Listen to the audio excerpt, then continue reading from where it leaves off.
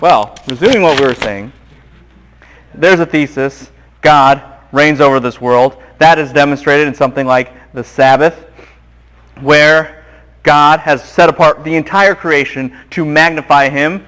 We just also talked about an illustration of that rest that is so necessary. That is exactly why God, in Deuteronomy 12 later on, He says to Israel, you're going to worship me in one place to show that I am the only true God. Why? Because you're entering into my rest. That's what God promises in Deuteronomy 12. Well, that rest ties back to the Sabbath rest. It is all about God. Therefore, Israel must worship Him alone and show that clearly to the world. However, this whole thesis of God's exclusivity, His absolute supremacy, and everything that should glorify Him, is challenged in Genesis 3. That gives rise to the thesis of Genesis 3:15. A line of seed, a line of serpent. God will preserve His own line, culminating in one that will crush the serpent's head. We have seen that winnowing down effect all the while God is fighting to win. He's done that against the line of Cain, raising up a godly line like Enoch and Noah, and He has done that continuing as He refines the line, Noah himself, as he is going to judge the world. The world did not win in their demonic scheme with Satan and the demons themselves, as they, the sons of God marrying into the human line. That didn't work. That's why it says there were Nephilim in those days, and also what? Afterwards. What they did introduce, let's put it this way, nothing new. Does that make sense to everybody? What they did introduced nothing new. Nothing really changed. And so Satan fights against God, but he cannot win. Instead, it actually invites God and shows why God is just to further His plan in a flood that not only judges the world, but what else does it do? It restores it, doesn't it? Hence the name Noah means what? Rest. And we see the massive judgment of God. We've talked about how, the flood was a global flood. Noah didn't just have to run away or anything. You have to be in an ark. Animals die. People are all dead. It's like a water explosion for 40 days coming from the depths of the earth as well as the sky. The whole environment is changing, obviously. And on top of that, along the line of judgment, that goes back to that raven question, yes? Why did Noah send out a raven? To show and to figure out if everything out there was what? Dead. And the raven says, absolutely, everything's dead. I'm dead. And so Noah knows the judgment of God. But at the same time, there is a sort of restoration. There is a sort, that's the key word, a sort of rest per Noah's name. And this segues really into what we call the Noahic covenant. And I think we're in maybe letter G in your notes, conclusion. Does that sound about right? And we already even saw this restoration taking place because we even had language in Genesis 7 and 8 that reminded us of God's creation. Two things. One is this. Genesis 8:1, I mentioned this last time, but we need to make sure we really nail it down. In Genesis 8:1, what does it say? God what? God remembered Noah. That word remember, key term. Super key term. Remembering denotes God's act, not just of physical memory, but focus and relationship. Focus and even covenant relationship. It's not just that God said, oh, I missed a guy. He's still alive. Oh, it's Noah. I guess I better take care of him. I guess I remember him now. It's not like that. It's God focusing on Noah and saying, I'm going to do everything I can to fulfill what I said to him. God remembered Noah. Similarly, and this is way later, thief on the cross, what does he ask Jesus? Remember me. Do you remember that? Now, if it's just mental recollection, Jesus is like, it's kind of hard to forget. I mean, I am God, so I'm not going to forget you. And we're like some of the only people together right now. I mean, it's not that hard. That's not what the thief is asking, yes? He is asking, Lord, establish me in your positive thought and focus and a relationship with me. I need that. I need that. Remember me. And you begin to see, and this is in the book of Deuteronomy, and you can see this even throughout the whole Old Testament. It says this, God does not forget. He remembers. Now you know what that means. Yeah. It's not just that he has mental recollection. It's that he has a driven focus on you, to love you and to be faithful to you. That's what he has. Never forget that. God remembered Noah. Chapter 8, verse 1. As we continue, we also noted that that's not just what clued us in, that God is acting to restore, but language like the water was over the mountains, so you only have sky and sea. Then the mountains and the dry land, so to speak, appeared. You guys remember this? And then at the end of it, it was be fruitful and, anyone remember? Multiply. That's all of creation. Creation. And so God is restoring creation. And in chapter 8, verses 20 through 22, we see the nature of such a restoration. We begin to see the nature of such a restoration. God says that he will never curse the ground again. Do you guys see that? Okay? God says he will never curse the ground again because the fact that man is always perpetually evil. Okay? That man is always perpetually evil. And rather, God says that there will be, do you see this? Seed time and harvest. Do you see that? That there will be seasons. That there will be regularity. And you say, why is that important? And help me understand some distinctions here. Well, as we talked about earlier, and this kind of goes hand in hand, as we talked about earlier, before the flood, there was no stability or regularity. You had weather, maybe. You had things happening. You had time elapsing. No one's doubting that. But you didn't have stability. You didn't have regularity. Uh-huh. Will he not curse the ground in tribulation? Say it again, sorry? Will he not curse the ground in tribulation when it burns it? Oh, yeah. Well, we'll get there in a second because that's Genesis 9. So we'll get there in a second. But Genesis 8, we observed there wasn't regularity before. In fact, that's why Noah's father prayed for what?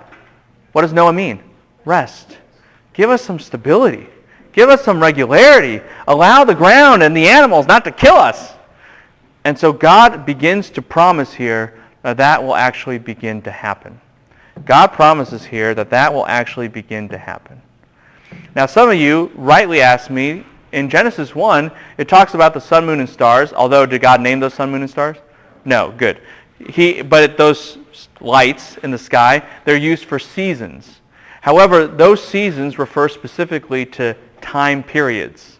Okay, how many of you are from this area, like Southern California? Just raise your hand. Wow, quite a few of you. So you know we have no weather. We have really no seasons. People outside of this area understand that there is really seasons, and it's not when things get 10 degrees cooler. It's when there's things like this thing called snow, which is not artificially made, and there are tornadoes, which are not just when it gets a little windy, or there are just these things that happen in certain periods of the year. We can see that the sun, moon, and stars regulate time, seasons in that sense. Y'all with me on this? But what God is talking about in Genesis 8 is the regulation, not just of time, but of climate. Does that make sense to everybody? That's the additional factor, that now climate will align with the regularity of time. That is what is going on in Genesis 8. And do we, as just everyday people, actually presume on this? We do. That's the reason why farming works the way it does, doesn't it? That's the reason that our economies actually work the way they do. That's the reason why even how people plan flights and deal with air travel and everything, it's all based on regularity. It's all based on constancy. This is why natural disasters are what? Disasters, because they're not normal. They break the pattern of time. And so the whole operation of the rest of redemptive history from this point forward depends on this. Speak to me. I know that seasons, people have tried to explain that has to do with the Earth's position in relative to the sun. Does that mean something astronomical changed, that God might have done that? And I don't know, I know we can't try to research that, but does that mean God possibly changed something that way? Yes. The question is, because seasons are related to the Earth's position relative to the sun at a given point in time, was there some kind of astronomical change? The Earth tilted on its axis more or something like that? We don't know. Maybe. It could also be dealing with the density of the atmosphere and how that operates too relative to the sun's rays on earth and how it traps that or doesn't trap that or filters that or doesn't filter that. It could also relate to kind of the movement of tectonic plates and how that actually affects how the water moves on in the sea and the ocean and things of this nature. There's a lot of factors that are happening with the flood that we can identify that can change really global patterns and global weather phenomena. And could it be? Yeah. Do we know for sure? Well, no, because the Bible doesn't reveal that to us. But we can see all the potential ingredients there. Let's put it that way. That God has a lot to work with for however he wants to establish the seasons. Yeah, for sure. Good question. Yeah. When he says I'm never going to curse the ground again on account of man, that doesn't mean he's going to reverse the curse he already made on the ground, right? Or how does that relate? Right. I would argue that this would relate to a qualitative nature of the curse. That the curse will not flesh itself out the same way it has earlier. Alternatively, someone might say, well, the curse was fulfilled in the flood, and now, we're going to have a different pattern of it. That could be true too, but I think a safer interpretation would be just that the manifestation of curse, the way that it would play out, is not going to be the same way it did earlier. Okay, so obviously the curse is I'm never going to curse. That refers to the flood directly. Yes. Yeah, in that way. Yeah, I see what you're asking. Yes. Yeah. Okay. So, God now establishes constancy, and that is absolutely essential. That is absolutely essential for the rest of redemptive history. Because for everything else in this timeline to occur, you need the world to operate a certain way. You need the world to operate a certain way. And God has made it that way. God has made it that way. The flood is the triumph of God, not only in judgment, but it is also God's triumph in advancing his plan forward, the plan of Genesis 3:15. And speaking of advancing that plan forward, next page. Oh, by the way, you should just jot this down on the previous page. Sorry. Or you can jot on this page, whatever you want. Okay. But this is where we really see the advent of common grace. Have you guys heard of common grace, that theological term? Common grace refers to the kindness, the intervening kindness God has on everyone. Have you heard the phrase that our Lord says he allows the rain to rain on the just and the what? Unjust. Yes. That he shows patience with people every day. He doesn't kill us instantly. Well, this is a massive flood, for lack of a better way of putting it, of common grace that has occurred now. Because your life as a believer isn't the only life that has regularity, yeah? It's everybody's life. Y'all with me on this? And so God is immensely kind. In fact, you could put it this way. If someone appeared before the Lord and said, "When were you ever nice to me?" What could God technically say based on the doctrine of common grace? Every single what? Day of your life. Every single day of your life. Every day that you said, "I had an ordinary day," it was God's common grace. Basically, they're banking on what covenant? The what? The Noahic covenant. Y'all with me on this? That's what's going on there. Speak to me. Was there no common grace before the flood? There was, not in its full manifestation of what we have now. Let's put it that way. Obviously, people didn't die instantaneously, so that's common grace. But it's like, no common grace, nothing. That would be what would happen. So there is common grace then, don't get me wrong, but the full flood of it that we see now, the full blossoming of it that we see now, that's what we have now. Is it also it's just more of would it more of a restrainer? Yes. On sin and stuff like that? Yes. Okay. So there's a massive restraint on the consequences of sin, which is where it loops back to your question about the curse. See, I'm going to restrain the manifestation of the quality of that and increase the quality of common grace. Does that make sense to everybody? So you're one goes down, which is consequences of sin, curse, things like that. The other one goes up, which is the quality of common grace. And that's what God does. And that's what we depend on for everything that's going to go on in redemptive history from this point forward. from this point forward. And in fact, speaking of this point forward, this is where redemptive history moves to. This is where redemptive history moves to, and we need to be in chapter 9. Are we there? What happens specifically in chapter 9, verse 1? Read it out loud, please. God blessed Noah and his sons and said to them, be fruitful and multiply and fill the earth. Where have we heard that phrase before? Be fruitful and multiply, fill the earth. Adam and Eve, with Genesis chapter what? 1. That was God's blessing, yes? And so what has God basically said? I'm going to make sure the earth doesn't turn into chaos so that the earth will head in one direction. What is that direction? Back to what? Eden. You got it. Back to Eden, original creation, and beyond. Genesis 9 establishes that. Does that make sense to everybody? Genesis 9 establishes. Genesis 8 says, hey, this world's not going to be chaotic. Genesis 9 says, because we're moving back in that direction. Put it this way, the Noahic covenant not only regulates where the earth is now, the Noahic covenant does not just regulate where the earth is now, it actually is a covenant about where the earth is what? Going. Did that make sense to everybody? That's what you need to understand. By the way, on a total side note, but it's an important one, when people wonder, does God care about environmental issues? Well, he solved them. Does God care about what happens in this world? What's our answer? Yeah. Absolutely. What's our proof? The first covenant. The what covenant? Noahic covenant. Yes? The covenant of rest. You need to know that. You need to know that. If we knew our Old Testament well, these answers are already answered because it's basic stuff. And we should know those basics. So, God says, because of the Noahic covenant, are based upon or related to it, that he's going to put the fear of animals in animals. So we won't have killer squirrels. We can eat them or something else instead. And on top of that, notice it also sanctions government. That the one who sheds man, verse 6, by man his blood will be what? Shed. We now have a sanctioning of government. You could put it this way. God begins to restrain all these different aspects of sin, all the demonstrations of cursedness, and instills more common grace. So, like what? Well, animals, killer animals, he restrains them, yes, that's one.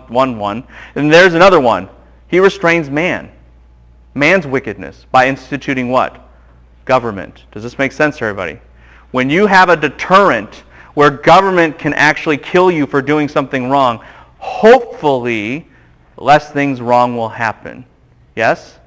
And so God restrains sin so his plan will go forward. God restrains sin so that his plan will go forward. Of course with this, there is a respect for authority. Of course with this, there is a respect for life. But the plan is moving forward toward blessing. And in that way, what does God promise at the very end of all this? That he will never destroy what? The earth what? Again. Okay? I will never destroy the earth again. By a what? Flood. Now, he can destroy it by fire. He can destroy it by elephants. I'm just kidding. But he can destroy it a lot of other ways, but not by flood. And the reason this is important is the stability that you have here and the direction you have here, God is committed to it. And what does God put in the sky to demonstrate that? You guys know. A what? Rainbow. Now, don't just get hung up on the rainbow or something like that. I mean, they are beautiful. They are pretty. But in Hebrew, the word rainbow is just the word bow. Like a bow and... Very good. A bow and arrow. What does that show? God put his weapon up in the what? In the sky. Does this make sense to everybody? He put his weapon up there. It's like it's holstered or shelved. I don't know the right term for this. Someone who knows guns tell me. And he just put it there to show I'm not going to use my weapon anymore that way. It's over. It's over.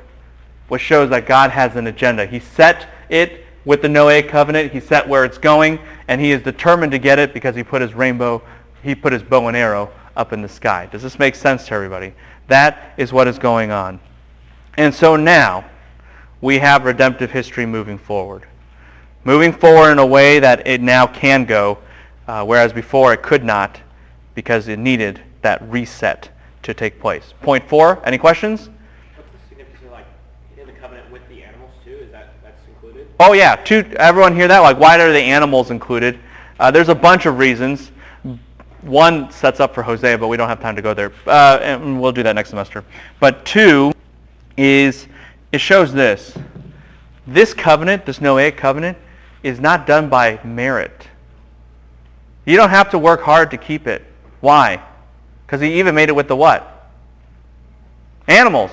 And he's not requiring them, like, be a good dog, and I won't flood the world. Like, be a nice cow, and I won't flood the world. I mean, that's not happening. And it demonstrates, because God made it with all creation, that it is what we call unilateral. God does it by himself. You should know that word, actually. It will play again later. Unilateral. God does it by himself, for himself. Everyone with me on this? Second, or third, really, what this covenant with the animals also demonstrates is that it is a covenant relative to all creation, as we should expect. It is a covenant with all creation, not just with people, but with this physical universe and what he will do with this physical universe. And it all revolves around blessing. Let me say that again, just because I don't know where I put this pen. Okay, but it's over here. You need to know that it revolves all around blessing. That's where it's headed. The Edenic blessing, Genesis 9:1, in its connection with Genesis 1. That will play out important for later, like chapter when we get there. Everyone with me on this? Okay. Well, redemptive history needs to move forward, and God's not going to take a break, so we're moving forward. Point four. So now we have this foundational family. And what has always been the issue? It's always winnowing down the line, hasn't it? It's always been winnowing down the line, so we got to keep going. And our buddy Noah has how many sons? 3. So which one? That becomes the question, isn't it? We need to continue to winnow down the line. And in the midst of doing that, letter B, Noah's farming and folly, here's what we start to see. On one hand, Noah plants a what? Anyone see in the text? A vineyard. You need to know that. It's important. You're like, vineyard, what? I mean, what's the big deal? It's important. It'll come to play throughout the rest of the Bible. Okay? I'll just give you a sneak peek, because why not? So, the vineyard. What's a vineyard have? Grapes. Good. Vines. And what you're going to hear later, and I'm going to ask you for this later, so it just doesn't hurt to have it percolating in your mind now, is that there will be a prophecy about this guy named Shiloh. And it will say this, that he will tie his donkey to the vine. Okay? And this will be in a kind of new created order. What do you start to see? Noah plants a what? Vineyard. Noah's name means what? Rest. The vineyard actually what? What do you see in the text? Does it produce fruit? Absolutely. Are you all with me on this? And then, what is that for? What is that connected with? It connects with the ultimate king who comes, who also ties his donkey to a what? A vine, in a new created order. Does this make sense to everybody? And then later on, Solomon. You guys remember Solomon? He has a kingdom which is amazing. And guess what? It says everyone sits under their own vine and fig tree. Hear the word vine in there? Do you see that? Of course, Israel has a problem because they're not very fruitful, so they're not a fruitful vine. So they can never actually fulfill what God demanded of them. Does it start to make sense to everybody? Then we move to the New Testament. Jesus says, I am what? I am the what? I am the true vine. What is he guaranteeing? I will guarantee all of that. I will guarantee all of that. You want that fruitfulness? You want a new creation? I'm it. I'm it.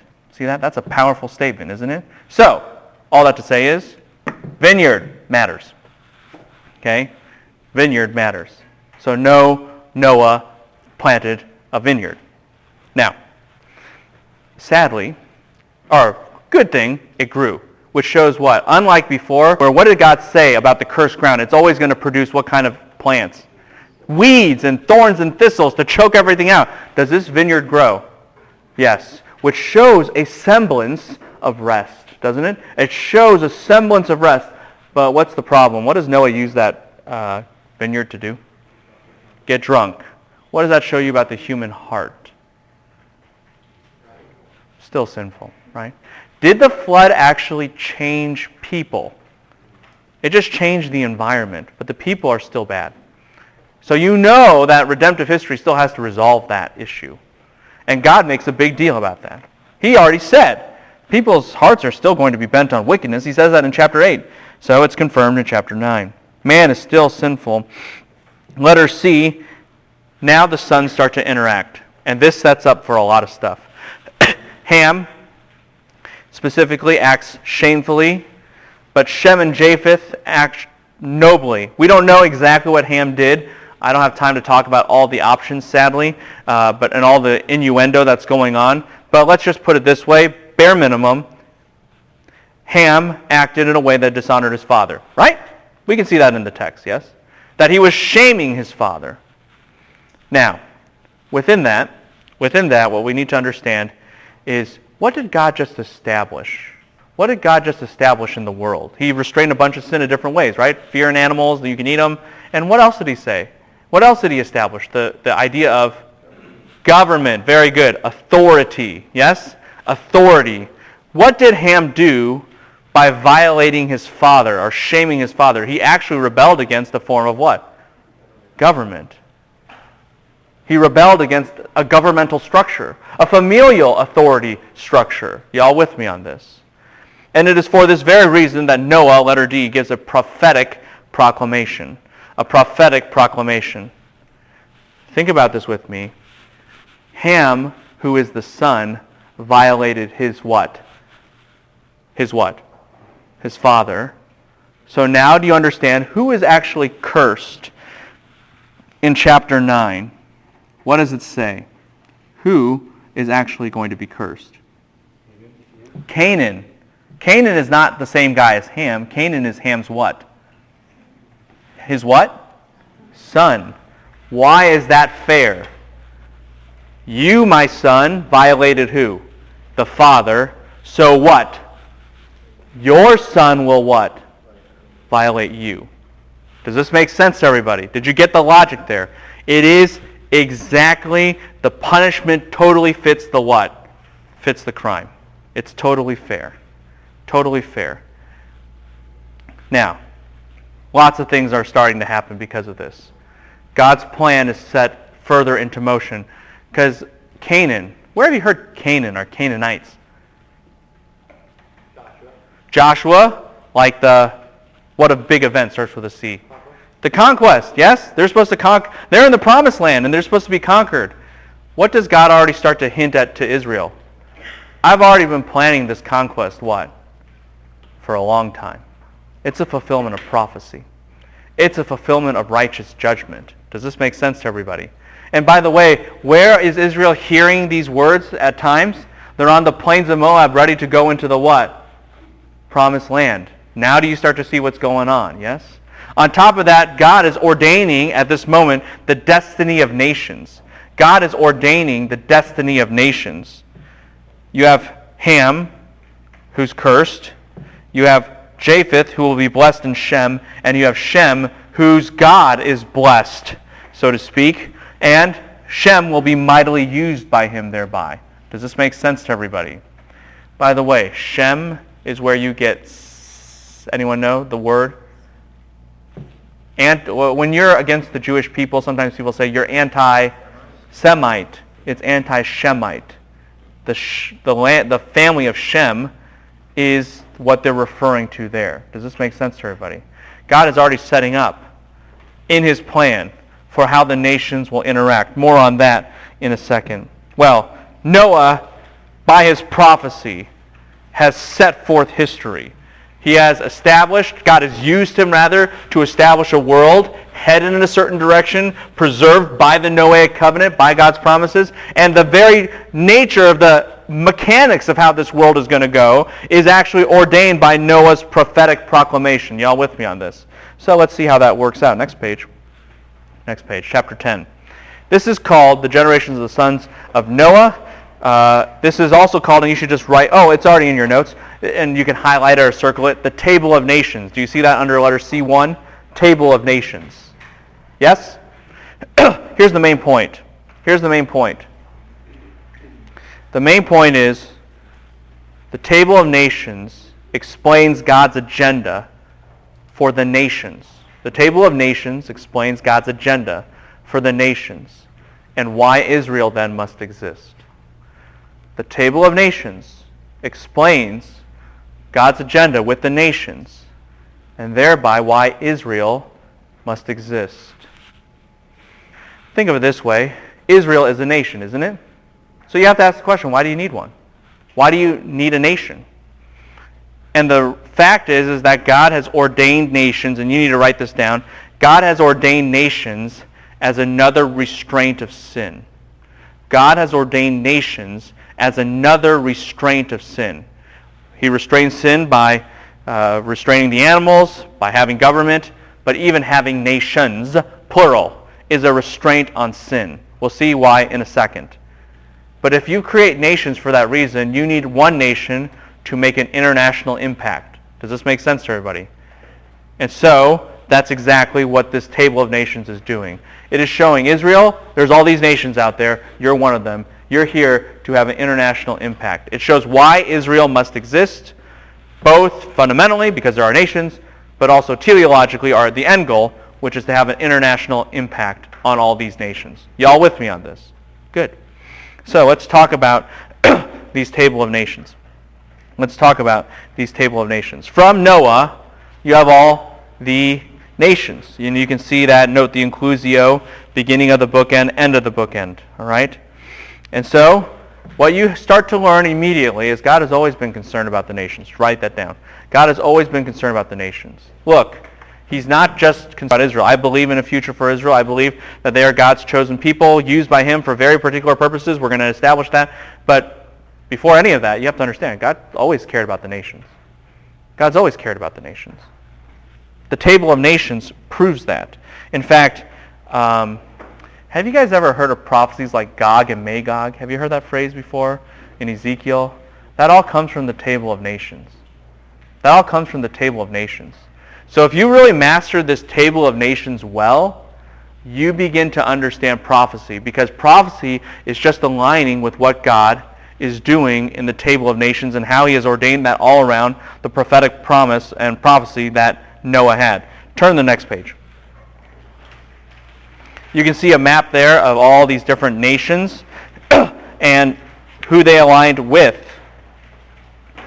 The sons of Japheth, letter D, they're mainly European. Look at the sons of Ham with me for a second, and I need to make some very, very careful observations here. Ham is the disobedient son, yes? Ham's descendants are Egypt, Assyria, and Babel. Now, I think we're familiar with some of these guys, some of these nations. Egypt. You guys remember them? What famous event do we have associated with Egypt? The what? The Exodus. Egypt is the bad guy, which is out exactly what we have expected. From the disobedient line comes a disobedient nation that rebels against God and His people. Assyria and Babylon, I think you might have heard of them. Do you guys remember that Israel goes into exile? They get kicked out of their land. Who does that? Assyria and Babylon. These are just what play out. This is a disobedient line. Shem moves to Israel and God and His chosen line. And so these nations are actually acting out on a macro level, more on that in a second, on a macro level, the way God's plan of seed versus Satan and serpent work. Everyone with me? Now, let me make one quick comment here, and it's an important one, and you need to be aware of it. Remember how I talked about the horizontal and the vertical? One is about your personal relationship with God, and the other one is how God works His plan out in history and the world. The latter one that I just mentioned about God working out His plan in the world is horizontal. Your relationship with God is vertical. Be very careful. Do not read the vertical into this horizontal. Do not read the vertical into this horizontal. God will use nations for certain purposes. Does that mean they cannot have a personal relationship with Him? The individual nations. No. Can an Egyptian be saved? And the answer is what? Yeah. Can an Assyrian be saved? Yeah. Could somebody from Babylon be saved? Yes. But that's different than what God is using these nations to do in history and on an external level. Y'all with me on this? Be very careful to make that distinction. Yes, Israel acted one way in history. And by the way, is every single Israelite of all time saved? No. These are how God is acting relative to nations to demonstrate theology in his plan. It is not talking about their personal relationship with God necessarily. Y'all with me on this? Be very, very careful. People have abused these texts in the past to say all kinds of ridiculous, wrong, and incriminating things that are just simply unbiblical. In fact, what we're going to find out is that there will be a remnant in Egypt and Assyria that will worship God. That's what Isaiah 19 says. So this is all about how God uses nations in history. This is not about their personal relationship with him individually. Hear the difference between the two? Okay? Be very, very careful about that. If you're like, I'm still kind of confused. Okay. Let's say Masters, has a sports team that won something. Did you win it? No, but you kind of like are in the group that did, yeah? But you didn't win it personally. Do you see the difference? Your institution, you might be connected with it. Things might happen to us collectively, but that doesn't always reflect on us as individuals. See the difference? This is exactly the same way that it is here. God will use nations for his will to demonstrate his purposes. And that's part of what gives him glory in his plan. But that's different than how he will save individuals too. Okay? Speak to me. Because this verse also is always significant to us. Like he said, from the very little comes the Nimrod, and God makes a statement that he was mighty under before the Lord. That's what we say that. Like Nimrod is mighty under before the Lord. Like his statement of very significant. Yes, good question. The question is about what's up with Nimrod? Yeah, well, why does he mention him? Yeah. In fact, if you look at the next verses around Nimrod, like verse 10, it'll say, the beginning of his kingdom was what? Babel. Nimrod is actually the one who spearheads and leads Babylon, the original Babylon, or the original Babel, and the tower of what? Babel. So he's actually a bad guy. He's actually a bad guy. He's not a good guy. Yes. Yeah, because before the Lord doesn't mean that you please him. In fact, you could say you do evil before the Lord. Yeah, but mighty actually there might denote his arrogance and pride, as opposed to actually just being something of, hey, I'm strong, or God gave me that strength, or trying to imply that. Rather, it's trying to talk about his dominance against God. Maybe that would be a better way to put it. And that's what's going on there. Yeah. And you can see that, and they'll tie in with the Tower of Babel in the next chapter. Good. What's the significance of like Japheth, and then I think you talk about Ham, and then Shem and Japheth? The significance of them in the table. Yeah. Well, well, we haven't gotten to them yet, have we? Or we got to Japheth, but not to Shem. Okay. Japheth will be blessed in Shem. And we can even see how that has worked even with Western Christianity, if you want to put it. That those things have happened in history. But Shem, well, next page. Shem, letter D on next page. We there? That's where we begin to see how God, in the midst of all these nations, raises up a chosen nation. How God, within all these different nations, he raised up a chosen nation. Various Semitic nations are raised up. In fact, do you see that there's a guy named Eber in chapter 10?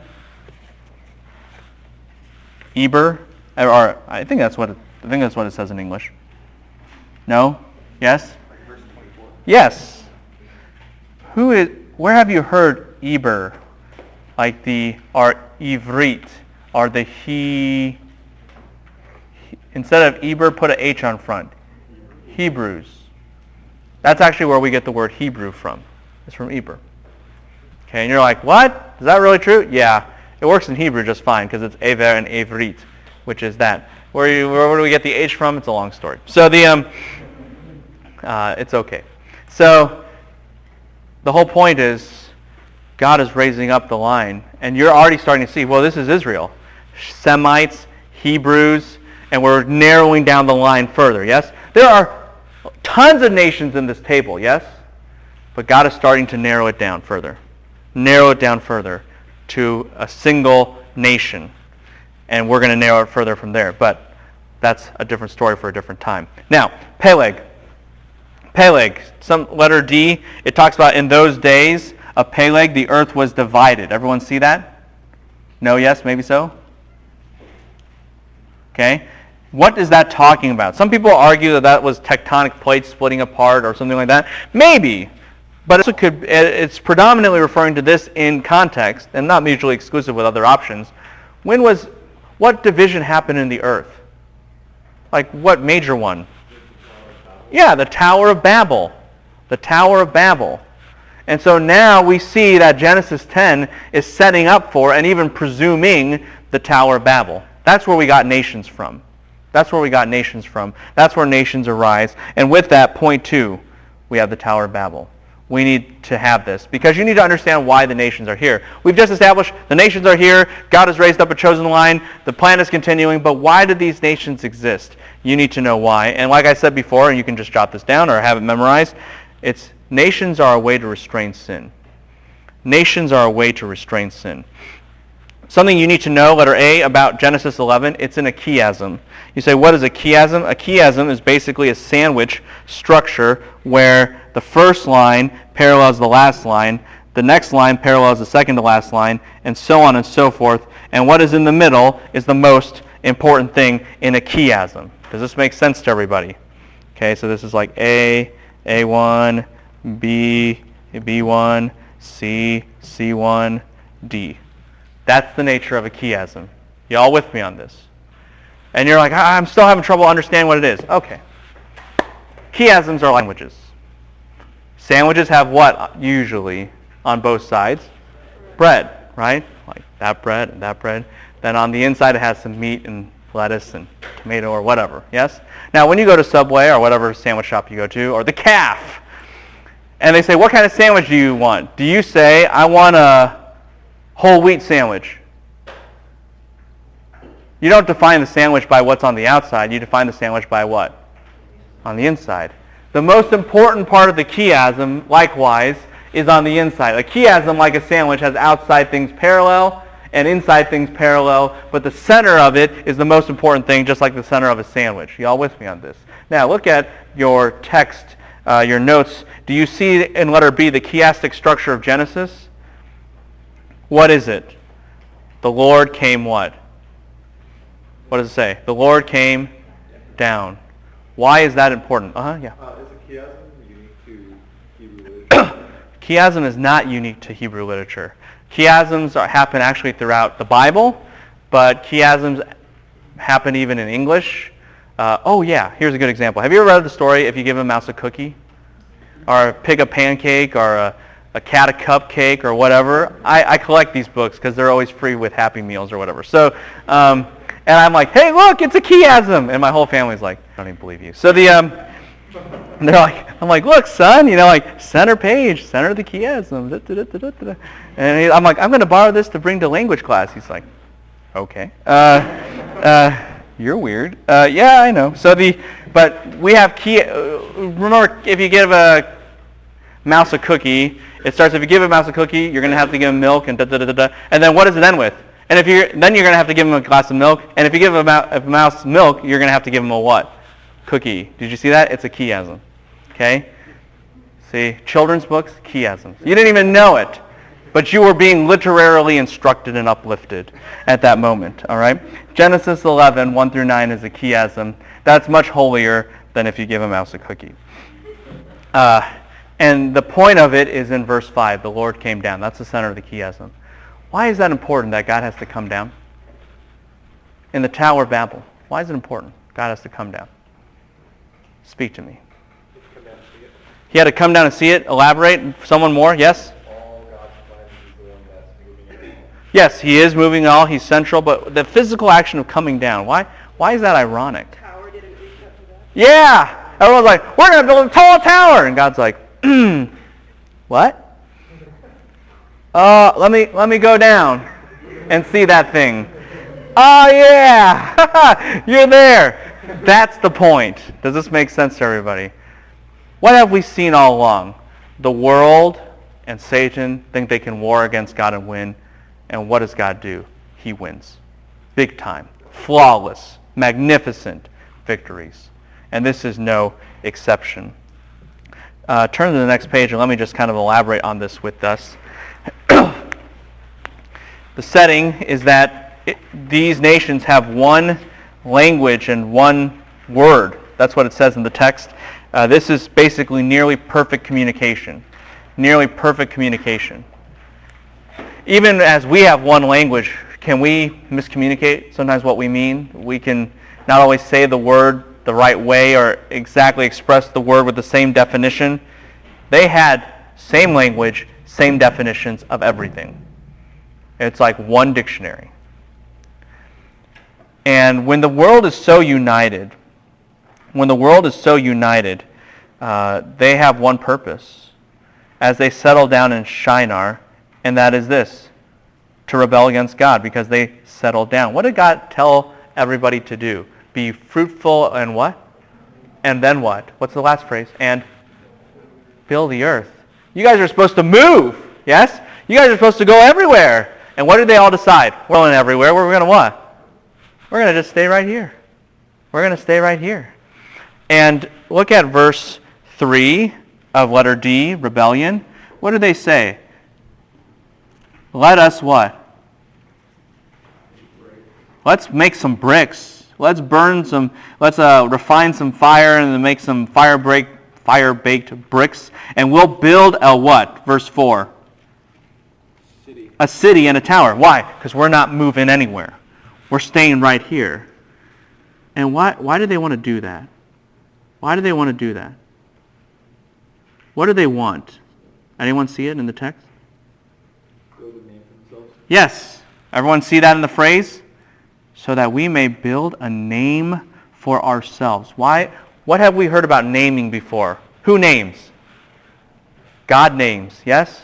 And naming shows that you are recognized, you have essence, you have a legitimacy and all this kind of stuff. Authority. What do they say? We don't want God to name us. We want what? We want to name ourselves. This is a coup against God. This is a coup against God. Y'all with me on this? They want to usurp the position of creator. When you get all people together and everyone is united, what's going to happen? They'll do one thing. Revolution. They'll just do one thing. Revolution. A revolution, a revolt against God. That's what they'll do. They want that. And in fact, you could put it this way. Hasn't that been what Satan and fallen man have been doing this entire time? Yes, but now it comes to a climax. Because it's not just some people. It's what? It's all of them. It's all of them. Together. Now, put a note here, whatever, under letter D or whatever. You need to understand something. Tower of Babel, and I've used the term interchangeably because they are. The word Babel is the same word as Babylon. Okay? Same word. And it'll become interesting, and you need to know how Babylon plays out in Israel's history and really God's plan.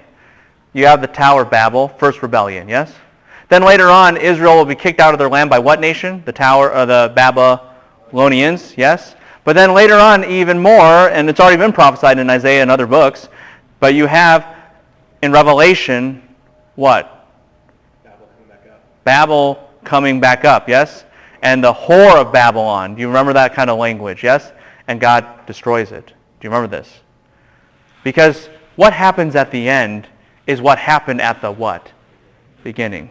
What do we talk about at the end? That the whole world's against who? God. At Babylon. Just like God allowed for at the what? Beginning. Does this start to make sense to everybody? And now do you start to see why God focuses on Babylon in Revelation? Doesn't that make sense? Because Satan has always been trying to raise up Babylon again. That's what he's always tried to do. Unite the world against God.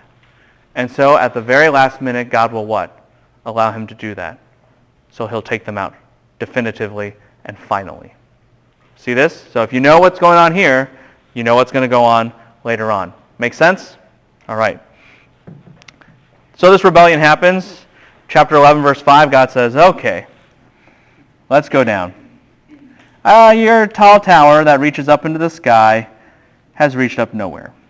And so he sees what's going on, and basically God in letter F, verses 6 and 7 says, unified world will only lead to massive rebellion. They will always do what their heart is set on, but you should know what their heart is set on. What has God always said about their heart? It is only bent on what? Wickedness. Every thought and intent of the heart is formed on evil perpetually. And so, of course, that's what they're going to do. So God sends languages to, as it says in verse 7, he sends languages to confuse them. Hence the term babbling. Yeah? The term babbling. Now, think about this with me. Nations then exist to restrain evil. Because when all nations unite, you unite to go against God. If you can never unite the nations, what are you going to do? You're going to restrain their sin to do that. Y'all with me on this? And haven't you seen that throughout history, although it is very tragic?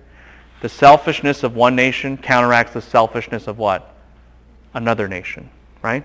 So that you just don't unite everyone in being so self-centered against God in rebellion. And that's why you need nations. But now, if you have nations, you need an Israel, yes? To witness to those nations. So God, letter G, scatters those nations. He confuses them. And of course, a rebellion center now is born, which will go throughout redemptive history. But within this, and there's something else that's set up, and we got to keep moving, but I'd be remiss if I didn't say it. Languages scatter people, yes? They separate people, yes? Except in one instance. You tell me. It's in the Bible. Yeah. Somebody said it. Pentecost. That's when people speak in what? Tongues. But so that everyone will hear what? The gospel in their own language, yes? And draw everyone back to what? Together. Not in rebellion against God, because we're preaching the gospel, yeah, in Acts 2. But in submission what? To God. Does it start to make sense to everybody? Acts 2 is reverse Babel. Acts 2 is reverse Babel. And it shows this. Can God get man back to the way it was? And the answer is what? Yes. Do you remember that in Genesis 2 it says that God breathed in man the breath of life? That same word breath is used in Acts 2 to describe the birth of the church. And what are we saying? We're walking backwards through Genesis. The church is a new man. The first fruit of a new creation. Hence it's in Pentecost. More on that at a different time. And how far did God make that new man? Well, he made it reverse even what? Babel. That's what God did. That shows the uniqueness of the church. Does this make sense to everybody? Speak to me.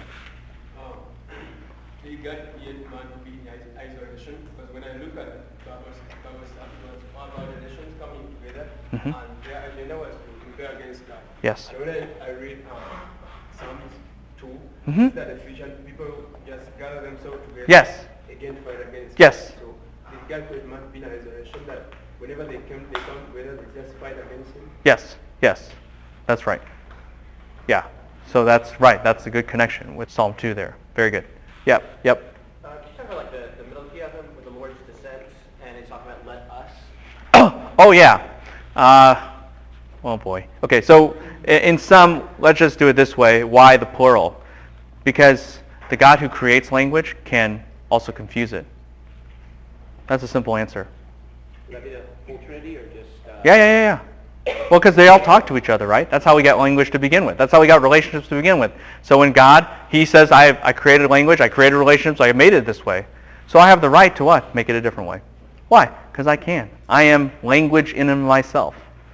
And that's what he's asserting there. Is this, are these two, or Genesis 1 and then here, the only times he refers to himself in the plural? In the Bible? Or no. Okay. No, there are other places. Okay. Yeah, like in Isaiah. Okay. So yeah, you can see it there. Yeah. All right. So we have Babel. We know where that one's going. We know the anti-Bible, which is the church. And by the way, I just can't leave it there, but you guys need to understand then the power of coming together in church. Yes? It's anti-Babel. The world is ingrained with thinking that this world will always be fractured into nations and will never get along together. What does the church demonstrate? No. The gospel, if you do it right, the gospel really does unite us. And it works for every nation, tribe, and tongue who submits to the Lord Jesus Christ. That's what we need to be deliberate in showing on gospel terms. Not on the world's terms, but on gospel terms. All right, we got to keep moving. Generations of Shem. Generations of Shem. Chapters 11, 10 through 26. Here's the main point. The nations, plural, now move toward the nation, singular. Process elimination, part 1. Right? I don't really have a lot of time to cover this, but just note in these section of the Bible the shorter lifespans, as well as the fact that now we are moving toward Terah, a specific nation within the Shemites. Next page. Generation of Terah. Yeah. All right, here's the main point, letter B. Main point. Generations of Terah. We've moved to the nation, and now we're here. You started off with Adam and Eve. You moved through all of humanity, and now you've landed with the nation. And God now begins to build his nation. God now begins to build his nation. In fact, and here's what you need to know, he lays the foundation for this nation to make an impact on all other nations. He lays the foundation for this nation to make an international impact. He lays the foundation for this nation to make an international impact. That's what's happening in the life of Abraham. Okay? You need to understand how we read history at this point. Okay? Just jot this down somewhere. Because I think we're just confused about how to read these narratives. But especially if you lived in America, how do they teach you the Revolutionary War and everything? Yeah, independence, yeah? It's not go have a revolution every day. Right? That's not the teacher's application of it. No teacher, if a teacher gave that application, it would be foolish and self-defeating. Because what would be the first thing the students would revolt against? The teacher. It's like, have a revolution. Yeah. And you're dead. So they're not going to do that. Okay? But you teach this because you teach the beginnings of the nation. You teach how it was made because that sets up the founding values. That's what you have to understand. The founding values of this nation. The founding principles. And it's no different with Israel. You are establishing the founding values. What you are all about. All about. Okay?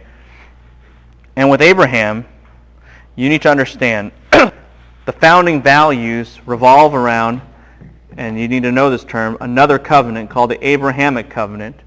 The Abrahamic covenant and the value of faith. This is foundational for the nation. If you don't understand this, you don't understand God's purpose for Israel, you don't understand the existence of Israel and its role, and you don't understand the rest of the Bible. Abrahamic covenant, faith. Both of these things are ingrained in the Abrahamic narrative and become the values for Israel. Help you understand this? What are some key words in America? Freedom, independence, another word that starts with R. Anyone know what I'm talking about? You can't do that. I have a... You guys got it, see? We just know. If you start using that language in the media, you win. The first person to say freedom, the first person to say right, the first person to say independence wins. Have you noticed that? It's like, people are like, I have a right to eat chicken this way. What? I guess so. You said it. And in America, we are so ingrained with that every time someone says it, you win. It's our key value. For Israel, they're a little bit better. Faith. It's always been there. In fact, you will hear this in Genesis, and you guys know the verse. It's part of Abraham's life. Abraham, what God, and it was accounted to him as righteousness? Abraham, what? Believed. It's always been a key value. Now do you start to see why Paul emphasizes what? Faith. And in fact, people are like, well, what about James? He doesn't. No. What does James say in James 2? Can that what save him? Can that kind of faith? James emphasizes faith too. He just emphasizes the quality of the faith. Are y'all with me on this? But everyone is talking about what? Faith. Because it's always been about faith. From the very moment God conceived Israel, that's their founding value. Does this make sense to everybody? And we need to see the kind of faith that is. We need to understand that it is a founding value and that matters. And we need to see why all of this is the case. But we need to see it. Y'all with me on this? Abrahamic covenant, faith. This is what Genesis 12, say through 22, is establishing. Y'all with me on this? Okay. So let's work on this a little bit. Next page. Background, point 1. There are a lot of obstacles and that block the progress to becoming a people. People die. That's what we see in this place. And if you actually look in chapter 11, Abram and his dad, they're not even in the promised land. They're far away. You have a pagan land. In fact, where's Abram even from? Anyone know? Ur of the Chaldees. Anyone know what the Chaldees is another name for? Starts with a B? Babylon. Very good. Babylon. Where did we just hear about Babylon? The what? Tower of Babel. Y'all with me on this? So Abraham is actually from enemy land. See that? That's the conversion that he's going to have to go through. That's the conversion he's going to have to go through. By the way, now does it start to make sense why God exiles Israel to Babylon? What is he saying? You're going to what? You're going to start over.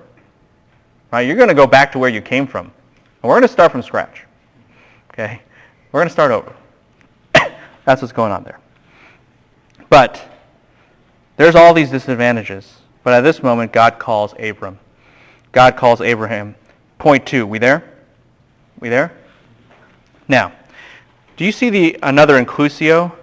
Go forth from your country, and then in chapter 22, take your son, go to the land of Moriah. Do you see that in the text, in your notes?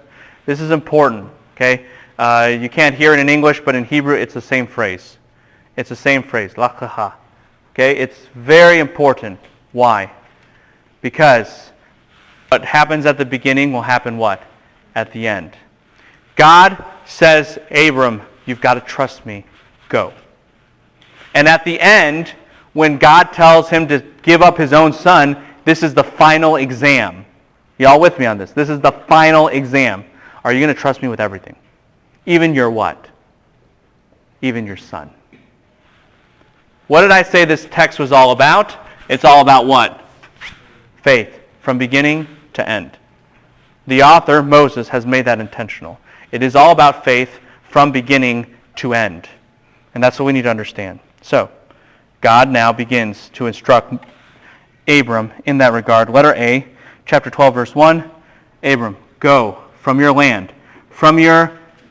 of your birth, from the house of your father, to the place where I will show you. Do you see that in the text?